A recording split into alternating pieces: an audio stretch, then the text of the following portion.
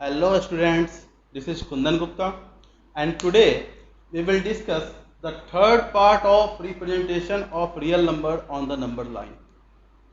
यानी कि आज हम लोग नंबर लाइन पे नंबर को रिप्रेजेंट करने का थर्ड पार्ट देखेंगे। बाकी जो दो पार्ट्स हैं उसमें मैंने एक पार्ट में विजुअलाइजेशन बताया है और सेकेंड पार्ट में मैंने √2, √5 इस टाइप के नंबर को रिप्रेजेंट करना बताया था। अगर आपने वो वीडियो नहीं देखी तो आप डिस्क्रिप्शन बॉक्स में मैं लिंक दे दूंगा, आप जाके वहाँ वीडियो देख सकते हैं। आज जो हम लोग थर्ड पार्ट में रिप्रेजेंटेशन करेंगे वो किस टाइप के नंबर का करेंगे, तो रूट के अंदर डेसिमल वाले नंबर का। फॉर एग्जाम्पल √2.3, √7.57 इस टाइप के नंबर का रिप्रेजेंटेशन करेंगे। तो चलिए स्टार्ट करते हैं। चलिए, तो मैंने आपको, आप देख रहे होंगे यहाँ एक क्वेश्चन दिया हुआ है, represent √3.7 on the real number line. ये बात मैंने आपको शुरू में ही बताया था कि जो हम जिस लाइन पे हम रिप्रेजेंट करते हैं नंबर्स को, वो एक्चुअल में आप उसे नंबर लाइन ना बोल के रियल नंबर लाइन बोलिएगा तो ज़्यादा बेटर होगा। ये पिछली वीडियो जो मैंने आपको बता दिया था। अब हम लोग इसका रिप्रेजेंटेशन देखते हैं कि कैसे इसे रिप्रेजेंट किया जाता है। चलिए, √3.7 का रिप्रेजेंटेशन करने के लिए हमें सबसे पहले ये तो पता होना चाहिए ना कि √3.7 कितना बड़ा होगा, इतना बड़ा होगा या इतना बड़ा होगा। तो हमें सबसे पहले उसके लेंथ को मेजर करना होगा। अब लेंथ को मेजर करने के लिए आप ये बताइए कि क्या कोई ऐसा एक स्केल है जिस पे √3.7 लिखा हो। अगर आप जिस रूलर का, जिस स्केल का यूज करते हैं उस पर तो 1, 2, 3, 1.1 इस टाइप से नंबर होते हैं। √3.7 तो होता नहीं है, तो √3.7 का जो लेंथ होगा वो आएगा कैसे। तो उसको लाने का काम फिर से एक बार और करेंगे हम लोग, जो हमने √2, √5 इसके लिए किया था। कैसे हमने उसका रिप्रेजेंटेशन किया था, तो पाइथागोरस थ्योरम का यूज करके। तो यहाँ भी हम पाइथागोरस थ्योरम का यूज करके और फिर इस टाइप के नंबर का रिप्रेजेंटेशन करेंगे। देखिए कैसे करते हैं। तो फर्स्ट आप क्या कीजिएगा, फर्स्ट आपको एक नंबर लाइन ड्रॉ कर देना है। फिर क्या करना है, कहीं पे आपको ओरिजिन ले लेना है, जो कि आप जनरली जीरो से जहां स्टार्ट करते हैं। तो समझिए कि ये आपका जीरो है, ये आपका जीरो हो गया। अब क्या करना है, हमें ये देखना है कि रूट के अंदर का जो लेंथ है वो कितना बड़ा है। जैसे यहाँ रूट के अंदर क्या है, 3.7, रूट के अंदर 3.7 है। तो हम 3.7 यूनिट्स का, देखिए आपके स्केल में बहुत से टाइप का यूनिट्स होगा, कहीं इंच होगा, कहीं सेंटीमीटर होगा। तो यूनिट्स का मतलब है कि आप अपने मर्जी से आप सेंटीमीटर यूज कर सकते हैं, आप इंच यूज कर सकते हैं, आप किलोमीटर यूज कर दीजिए, हाईवे पर बैठ जाइए और किलोमीटर यूज कर दीजिए, तो आप पर डिपेंड करता है। लेकिन रूलर में सेंटीमीटर जनरली आप यूज करते हैं, तो आप क्या कीजिएगा, सेंटीमीटर वाला ही लेंथ आप लीजिएगा। तो 3.7 यूनिट्स का आपको लेंथ ले लेना है। कहां से स्टार्ट कीजिएगा, जीरो से। यहां से आपको 3.7 यूनिट्स का, यह मैंने एक पॉइंट लिया ए,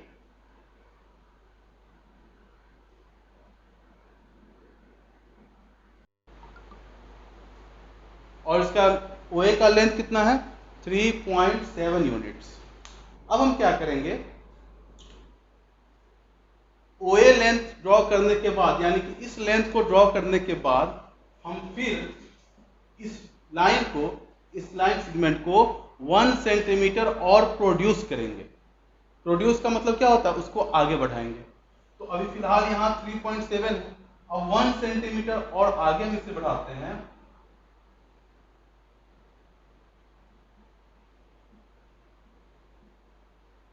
अब मैंने इसमें सेंटीमीटर इसलिए बोला ताकि आप जानते हैं कि आप भी स्केल पे सेंटीमीटर वाला लेंथ ही लेंगे, लेकिन जनरली हम यहाँ पे यूनिट्स लिखेंगे, क्योंकि कोई इंच भी यूज कर सकते हैं। चलिए, तो हम सबसे पहले क्या करेंगे, रूट के अंदर जो वैल्यू होगी उतना बड़ा लाइन सेगमेंट ड्रॉ करेंगे और फिर 1 यूनिट उसे एक्सटेंड कर देंगे, प्रोड्यूस कर देंगे, आगे बढ़ा देंगे। ठीक है, तो अब हमें ये बताइए, हमने 1 सेंटीमीटर प्रोड्यूस किया तो टोटल ओबी का लेंथ कितना हो गया?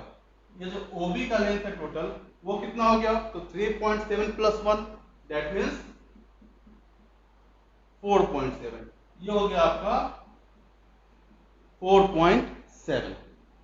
अब क्या करना है, ये जो OB का लेंथ आप देख रहे हैं 4.7, हमें इसका मिड पॉइंट फाइंड आउट करना है। अब मिड पॉइंट किसी भी लाइन सेगमेंट का कैसे फाइंड आउट करते हैं? जैसे ये एक लाइन सेगमेंट है, अगर हमें इसका मिड पॉइंट फाइंड आउट करना होगा तो कैसे फाइंड आउट करेंगे? आप पहले के क्लासेज में इसको पढ़ चुके हैं। कैसे फाइंड आउट करेंगे? तो दो तरीका है फाइंड आउट करने का। एक तरीका कौन सा है? अगर आपको मालूम है कि 3.8 यूनिट्स का ये लेंथ है, तो इसका मिड पॉइंट फाइंड आउट करने के लिए आप 3.8 का हाफ कर दीजिएगा। जैसे यहाँ पे आएगा 1.9, तो 1.9 का लेंथ आपको किसी भी एक एंड से, इस एंड से या इस एंड से आपको मेजर कर लेना है। अगर इस एंड से आप ड्रॉ करते हैं और 1.9 यहाँ आता है तो ये हो जाएगा आपका लाइन सेगमेंट का मिड पॉइंट। बट कभी कभी मामला फंस जाता है, जैसे 4.7, तो इसका अगर हाफ कीजिएगा आप तो 2.35 आएगा। अब 2.35 को स्केल पे ड्रॉ कर पाना, स्केल पे ढूंढ पाना थोड़ा मुश्किल है। तो परफेक्ट उसके लिए क्या रहेगा?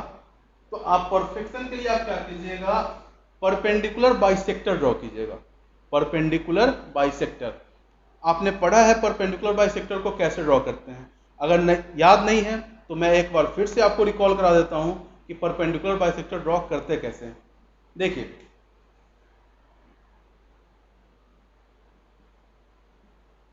अगर एक लाइन सेगमेंट है AB और मुझे इसका परपेंडिकुलर बाइसेक्टर ड्रॉ करना है तो मैं क्या करूंगा? कंपास का यूज करूंगा, जिसको आप लोग, बहुत लोग प्रकाल भी बोलता है। प्रकाल या कंपास का यूज करूंगा। कैसे? तो देखिए, कंपास से हम इस लाइन सेगमेंट का, जो भी लाइन सेगमेंट गिवन है जिसका परपेंडिकुलर बाइसेक्टर ड्रॉ करना है, उस लाइन सेगमेंट का मोर देन हाफ लेंथ लेना है, यानी कि आधे से ज्यादा। मोर देन हाफ लेंथ लेना है, आधे से ज्यादा लेंथ लेना है।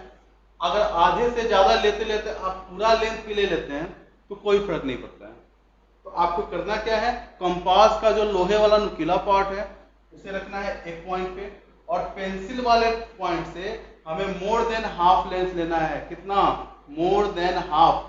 मोर देन हाफ में आप फुल लेंथ भी ले लीजिएगा, कोई प्रॉब्लम नहीं है। तो मोर देन हाफ लेंथ लेने के बाद हम अपर साइड में और लोअर साइड में, अपर साइड में और लोअर साइड में आर्क ड्रॉ करेंगे।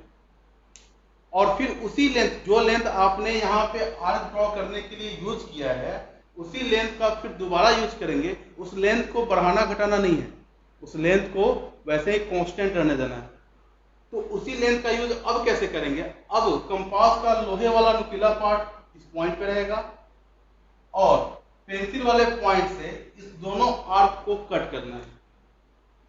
जैसे मान लीजिए कि आपका कटिंग हुआ, अब रूलर या स्केल का यूज करना है और इसको ज्वाइन कर देना है। ज्वाइन करने के बाद ये जो पॉइंट आपको मिलेगा, this is the perpendicular bisector point of the line segment AB। That means ये जो आपका पॉइंट होगा ये इस AB का मिड पॉइंट होगा। और मिड पॉइंट के साथ साथ इसका नाम परपेंडिकुलर बाइसेक्टर क्यों है? परपेंडिकुलर और बाइसेक्टर दो नाम है यहाँ पे। तो ये जो लाइन आएगी ना, इस पे 90 का एंगल भी फॉर्म करेगी और साथ ही साथ इसको दो इक्वल पार्ट में डिवाइड कर देगी। तो ऐसे परपेंडिकुलर बाइसेक्टर हम ड्रॉ करते हैं। तो उसी तरीके से यहाँ हमें किसका परपेंडिकुलर बाइसेक्टर ड्रॉ करना है? तो यहाँ हमें OB का, यानी कि जो टोटल लेंथ है आपका 4.7, इसका परपेंडिकुलर बाइसेक्टर ड्रॉ करना है। इमेजिन कीजिए कि परपेंडिकुलर बाइसेक्टर ये इसका आ रहा है और ये हो गया इसका मिड पॉइंट। किसका mid point? This is the mid point of OB, not OA। This is the mid point of OB, यानी कि फुल लेंथ का मिड पॉइंट है। ठीक है, चलिए अब हम लोग को मिड पॉइंट तो मिल गया, पॉइंट तो मिल गया हमारा। इस मिड पॉइंट का कोई नाम दे देते हैं। मिड पॉइंट जो हमें मिला है इसका नाम जैसे ए बी है तो इसका नाम हम सी दे देते हैं। तो C is the mid point of O B, C is the mid point of O B. अब जब हमें ये सी मिला तो सी ओ बी का मिड पॉइंट है। जैसे ये सी अगर ए बी का मिड पॉइंट था तो जितना बड़ा लेंथ ए सी का होगा उतना ही बड़ा लेंथ बी सी का होगा। तो उसी तरीके से C is the mid point of OB, तो जितना बड़ा लेंथ OC का होगा उतना ही बड़ा लेंथ BC का होगा। तो हम क्या करेंगे, इस C पॉइंट का यूज क्या करना है, इस C पॉइंट का यूज हमें ऐसे करना है कि C पॉइंट को सेंटर और OC को रेडियस, C पॉइंट को सेंटर और OC को रेडियस लेके हमें एक सेमी सर्कल ड्रॉ करना है। आप रेडियस OC भी ले सकते हैं और BC भी ले सकते हैं, दोनों का लेंथ तो सेम ही है। तो हमें इसको सेंटर लेना है और कुछ इस तरीके से, ये आपका सेंटर हो गया। कंपास का नुकीला पोर्शन यहाँ, पेंसिल वाला पोर्शन B पर या फिर O पर कहीं भी रख सकते हैं। और उसको रखने के बाद आपको एक सेमी सर्कल ड्रॉ करना है जो कि अगर आप O से स्टार्ट करते हैं तो B तक जाएगा। 1 मिनट।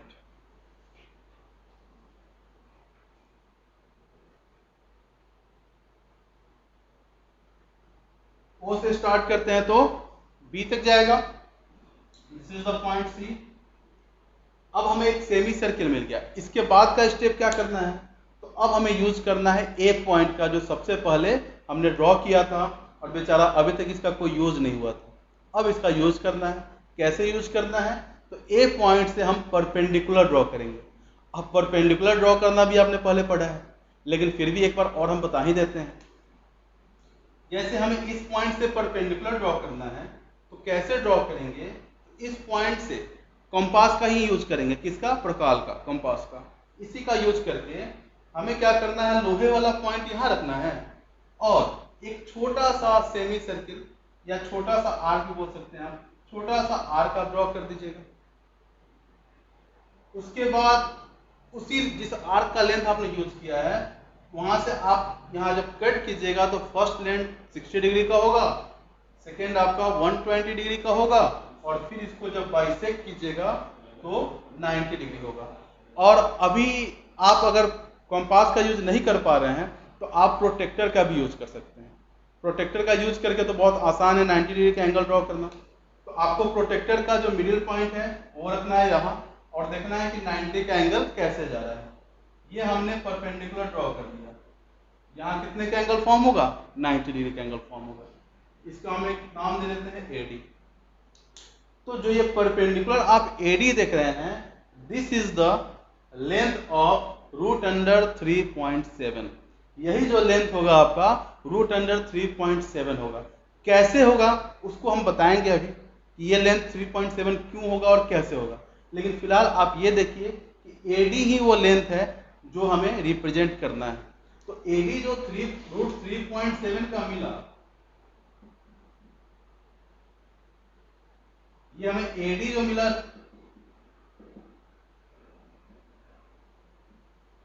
रूट 3.7 का, तो ये अभी नंबर लाइन पे नहीं है ना, ये अभी हवा में लटका हुआ है, ये अभी नंबर लाइन के ऊपर है। अभी नंबर लाइन पे हमें नहीं मिला है कि कितना बड़ा लेंथ रूट अंडर 3.7 होगा, लेकिन हमें मिल तो गया ना कि इतना बड़ा लेंथ रूट 3.7 होगा। तो अब करेंगे क्या, तो इसको रिप्रेजेंट करेंगे हम वापस नंबर लाइन पे, यानी कि इस लेंथ को हम प्रोड्यूस करेंगे नंबर लाइन पे। तो नंबर लाइन पे कैसे लाएंगे, ऐसा वर्क आपने पहले भी किया है √2 √5 इस टाइप के रिप्रेजेंटेशन में। कैसे, तो फिर A को लेंगे रेडियस, A को लेंगे सेंटर और AD को लेंगे रेडियस।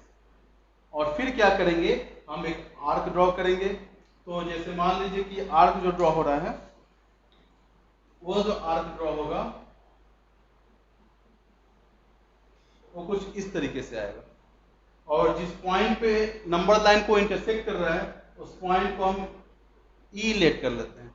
तो जो लेंथ AD का होगा वह लेंथ AE का होगा, क्योंकि दोनों ही रेडियस है, दोनों ही रेडियस है। तो ये अगर 3.7 है तो AE भी आपका क्या हो जाएगा, रूट अंडर 3.7। तो इस तरीके से हमें रिप्रेजेंटेशन करना है। रिप्रेजेंट करेंगे कि रूट 3.7 या रूट के अंदर कोई भी वैल्यू हो तो उसको कैसे रिप्रेजेंट करेंगे। अब बच्चों को एक प्रॉब्लम यहाँ आती है कि सर रूट 3.7 तो हम ड्रॉ कर लिए, लेकिन अगर क्वेश्चन इस टाइप का हो,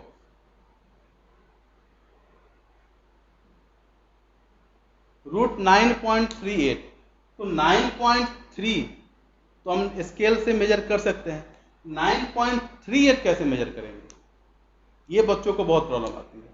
तो 9.38 को ड्रॉ करने के लिए बुआ आपको इसका एस्टिमेट वैल्यू देखना होगा कि ये किसके ज्यादा नजदीक है। अगर देखा जाए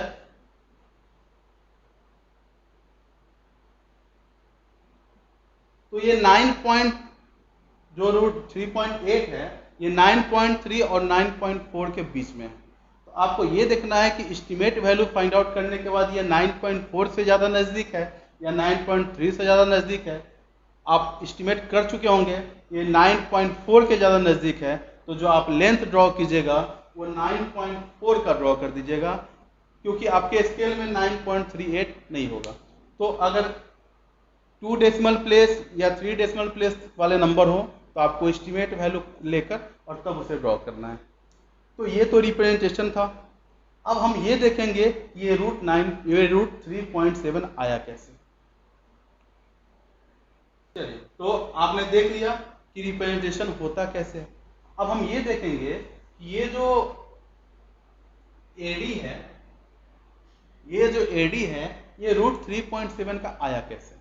देखिए, इसके लिए हम करेंगे क्या, सी से डी को ज्वाइन करेंगे, इसको हम अलग बना देते हैं।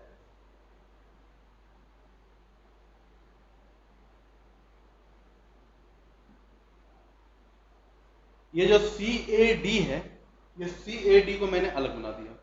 अब मैं क्या करूंगा, सी से डी को ज्वाइन करना है, तो सी से डी को मैं ज्वाइन कर देता हूं। ये एक राइट एंगल ट्रायंगल हुआ। अब राइट एंगल ट्रायंगल तो हुआ, तो राइट एंगल ट्रायंगल का कॉन्सेप्ट यूज करेंगे पाइथागोरस थ्योरम का। ये मैंने क्या किया, इसको ज्वाइन किया।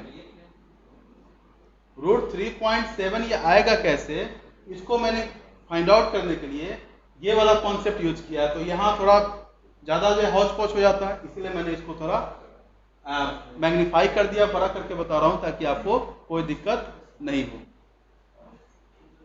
ठीक है, तो अब जो है हम क्या करेंगे, इसको फाइंड आउट करेंगे कि ये जो लेंथ है आपका एडी, यही ना एडी रूट 3.7 आया कैसे।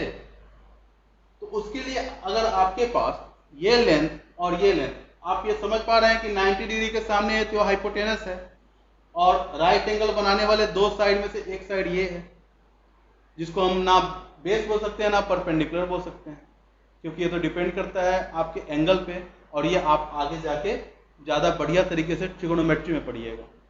फिलहाल आप ये जानिए कि हाइपोटेनस ही फिक्स्ड होता है, बाकी दोनों साइड फिक्स नहीं होते हैं, किसी को बेस किसी को परपेंडिकुलर फिलहाल हम बोल सकते हैं।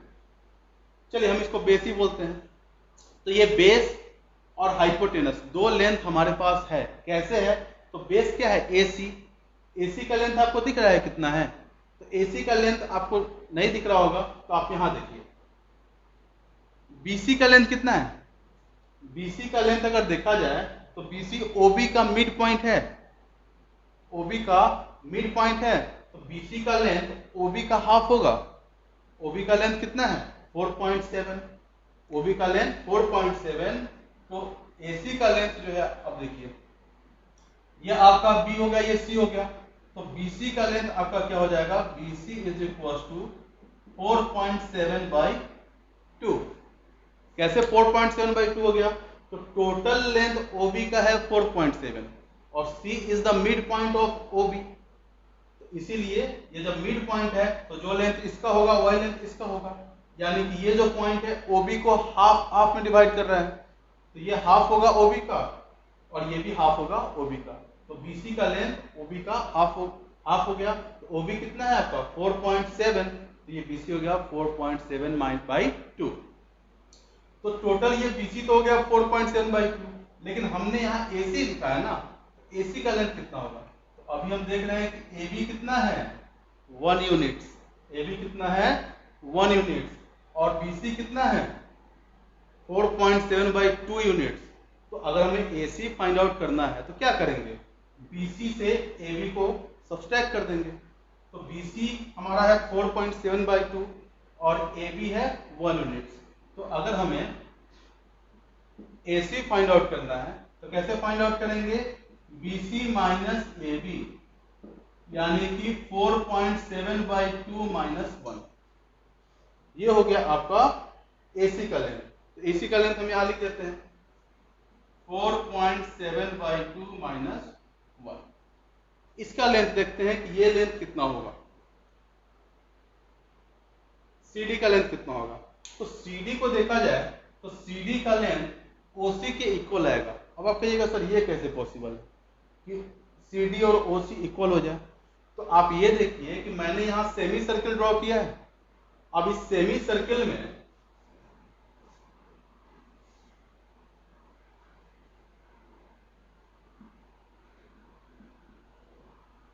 अगर ये रेडियस है तो कहीं भी हम इस पर लाइन ड्रॉ करें तो वो रेडियस ही ना होगा।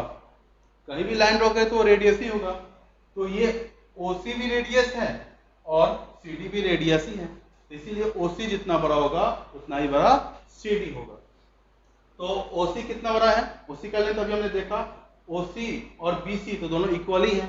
तो BC का लेंथ 4.7/2 है, इसीलिए इसका भी लेंथ हो जाएगा 4.7/2। क्लियर है? अब हमें इस राइट एंगल ट्रायंगल में हाइपोटेनस का लेंथ मिल गया और किसका लेंथ मिल गया? राइट एंगल बनाने वाले एक साइड का लेंथ मिल गया। अब हमें AD का लेंथ यूज फाइंड आउट करना है। तो AD के लेंथ के लिए हम क्या यूज करेंगे? Pythagoras theorem. पाइथागोरस थ्योरम का यूज करेंगे तो AD का जो लेंथ आएगा वो जाएगा √CD² माइनस AC²। अब आप ये देखिए कि CD का लेंथ कितना है? 4.7/2 और इसका लेंथ कितना है?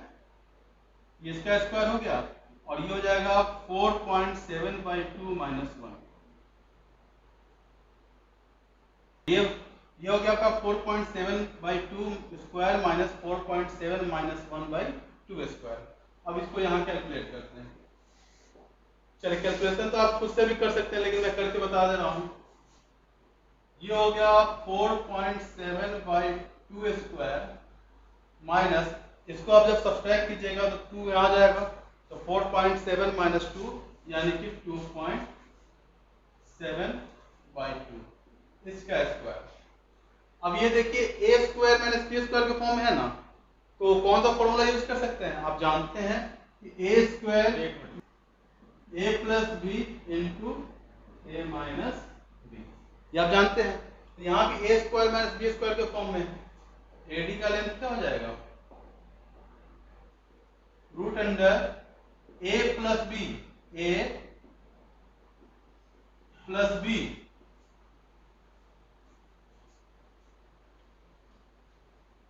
Into A